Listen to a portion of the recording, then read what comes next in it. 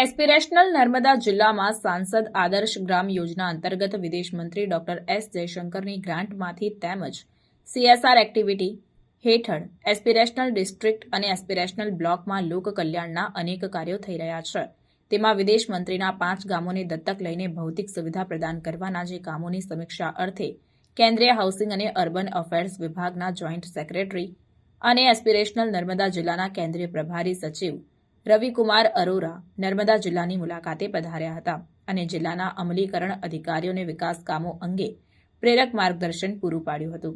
જિલ્લા કલેક્ટર કચેરીના સભાખંડ ખાતે કેન્દ્રીય પ્રભારી સચિવ રવિકુમાર અરોરાની અધ્યક્ષતામાં યોજાયેલી સમીક્ષા બેઠક દરમિયાન MPLADS કાર્યક્રમ અંતર્ગત નર્મદા જિલ્લામાં વર્ષ 2022-23 અને 2023-24 દરમિયાન હાથ ધરાયેલા વિકાસ કામોની સ્થિતિ અંગે સમીક્ષા સાથે જરૂરી ચર્ચા વિચારણા કરવામાં આવી હતી.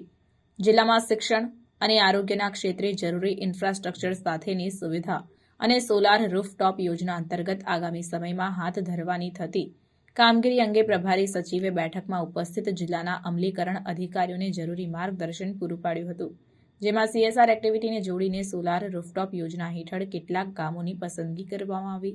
તેમાં 100% સેચ્યુરેશનની દિશામાં કાર્ય કરી ઉદાહરણરૂપ કામગીરી કરવા માટેની થતી પ્રક્રિયા ઉપર વિશેષ ધ્યાન કેન્દ્રિત કરવા પર ખાસ ભાર મૂક્યો હતો અને જિલ્લાની આંકડાકીય વિગતો માહિતી હાથવગી રાખવા પર ખાસ ભાર મૂક્યો, જેથી તેમાં કઈ રીતે બદલાવ લાવી શકાય તેના નિર્ણય પર નીતિ આધારિત કરી શકાય. આ લક્ષ્યાંકને પૂર્ણ કરવાની જિલ્લા વહીવટીતંત્રના અધિકારીઓ દ્વારા ખાતરી આપવામાં આવી હતી. અત્રે ઉલ્લેખનીય છે કે વિદેશ મંત્રી ડોક્ટર એસ જયશંકર દ્વારા નર્મદા જિલ્લામાં વ્યાધર, આમદલા, લાચરસ, માલસામોટ અને ભાદોડ ગામોમાં ખાસ ગ્રાન્ટની જોગવાઈ કરી લોકોની સુખાકારીના કાર્યો કરવામાં આવી રહ્યા છે. તેની સાથોસાથ જિલ્લામાં આરોગ્ય, શિક્ષણ અને રમતગમત ક્ષેત્રે સુવિધાઓને વધુ વિસ્તારી શકાય તે અર્થે કામગીરી કરવામાં આવી રહી છે.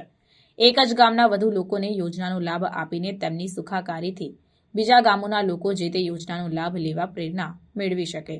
આ બેઠકમાં જિલ્લા કલેક્ટર SK મોદીએ પ્રભારી સચિવને નર્મદા જિલ્લા વહીવટીતંત્ર દ્વારા આવકારવામાં આવ્યા. જિલ્લા વિકાસ અધિકારી અંકિત પન્નુ, પ્રાયોજના વહીવટદાર હનુલ ચૌધરી, જિલ્લા ગ્રામ વિકાસ એજન્સીના નિયામક JK જાદવ, જિલ્લા આયોજન અધિકારી AB ગોહિલ સહિત જિલ્લાના વિવિધ અમલીકરણ વિભાગના અધિકારીઓ બેઠકમાં ઉપસ્થિત રહ્યા હતા અને અંતમાં જિલ્લા વિકાસ અધિકારી દ્વારા પ્રેરક માર્ગદર્શન બદલ સચિવનો આભાર માન્યો હતો.